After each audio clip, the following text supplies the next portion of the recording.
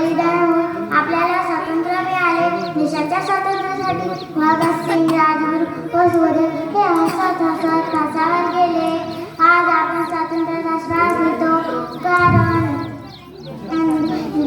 देशभक्तांच्या संघर्षाने आपल्याला ही अमूल्य भेट दिली आहे. आज आपणही जबाबदार नागरिक म्हणून देशप्रेम, एकता आणि प्रगतीसाठी काम केले पाहिजे. स्वच्छता, शिक्षण आणि शिस्तीचा स्वीकार करून आपण भारताला अधिक मान बनवू शकतो. शेवटी एवढेच सांगेन, भारतीय इतिहासात तो दिवस समजला. 15 ऑगस्टला आमचा भारत देश स्वतंत्र झाला. 15 ऑगस्टला आमचा भारत देश स्वतंत्र झाला. एवढे बोलून मी माझे 2 शब्द थांबले. जय